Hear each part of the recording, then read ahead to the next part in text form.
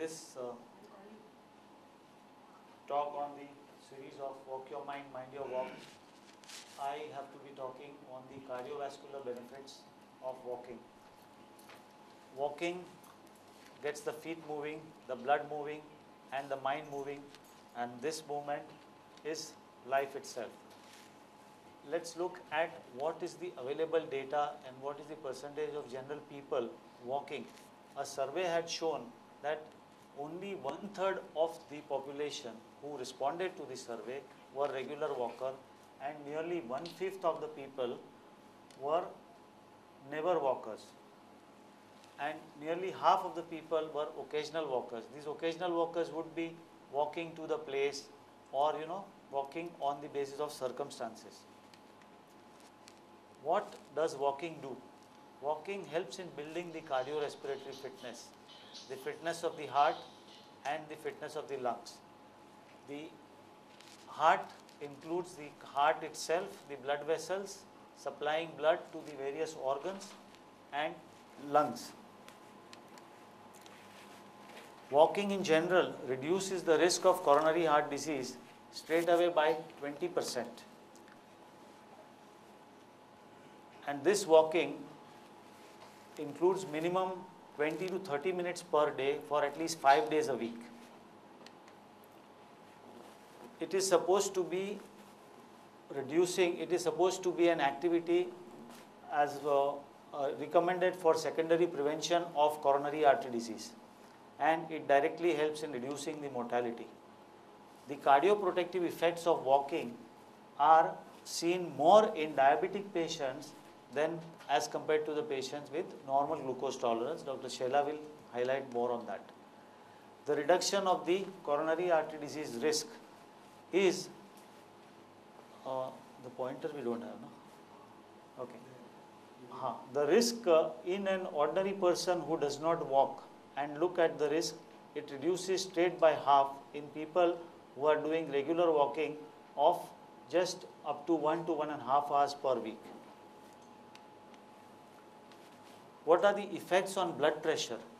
Regular walking reduces the blood pressure, both the systolic and diastolic, by at least 5 millimeters of mercury. The effect on lipid profile. This is supposed to be the most important thing. In the lipid profile, we normally depict this as good cholesterol and bad cholesterol. HDL is supposed to be a good cholesterol. The LDL and triglycerides are the bad cholesterol.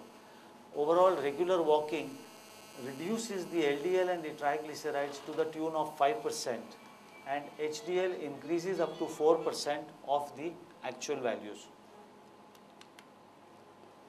So for substantial health benefits, the recommended walking is 150 minutes of regular walking per week, and this should be at a pace of not less than 3 miles per hour. It should be a brisk walking. Let's get walking, because walking is free. You can walk practically anywhere with family or friends, all by yourself, and what you just need is a pair of comfortable walking shoes. Before advocating walking, as a cardiologist, we have to make an assessment of the patient and make an assessment of the whole cardiovascular system. Patient who may be a normal person or a person who is having a known coronary artery disease. These patients are evaluated basically by history taking and by subjecting them to finally exercise stress test.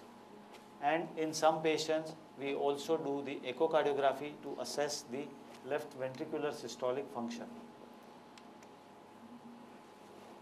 In the exercise testing, what is done is the person is attached with an ECG and the blood pressure, and he is made to walk on the treadmill with increasing speed and gradually increasing slope at the rate of, at every 3 minutes, the slope and the speed changes.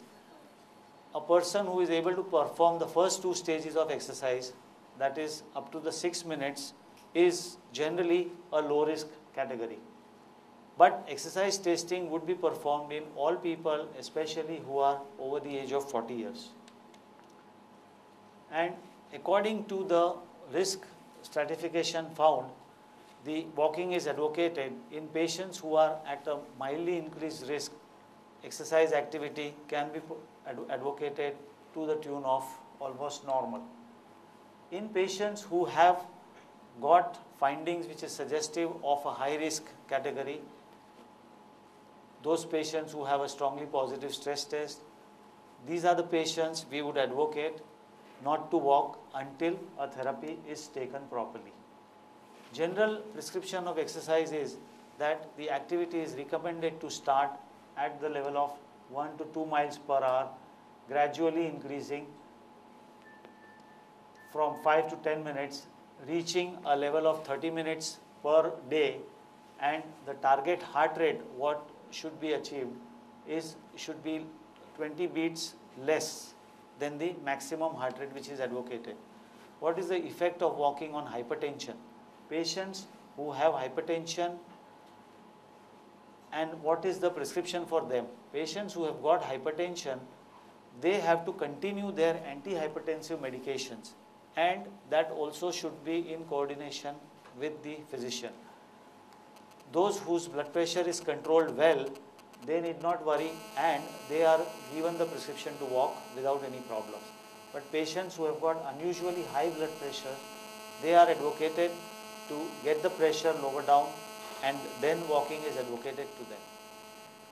Now, what is the exercise prescription in presence of ischemia? Patients who have a positive stress test and yet we advocate walking, the advantage in these people is to try and increase the anginal threshold. Now, what do we mean by anginal threshold? That a person who normally is getting angina or the pain of myocardial ischemia on walking 200 meters, if he is indulging in regular walking activities, his walking distance will improve and he may be able to walk 300 or 400 meters before he gets angina. And this happens because walking promotes the development of what we call collaterals or the natural bypass inside. At times we see patients who have come with symptoms, but they have normal ECGs, and when we do their angios, we find that there are multiple blockages, but they have not suffered any damage because of this natural collateral system inside the body. That is actually a God-gifted thing, and it is seen more often in people who are indulging into regular physical activity, especially in the form of walking. These are the general questions about patients who have undergone a bypass surgery or an angioplasty. In patients who have undergone a recent bypass surgery, upper body exercises are not allowed, but walking is advocated to them also immediately post-discharge. A good bypass done, patient going home after a week is made to walk and go home. Now, what about patients who have undergone an angioplasty? They are discharged in 3-4 days and they are advocated to resume normal activities in less than a week. Patients who have got pacemakers in position, they require special attention, but they can also indulge into the light form of activities without any problems.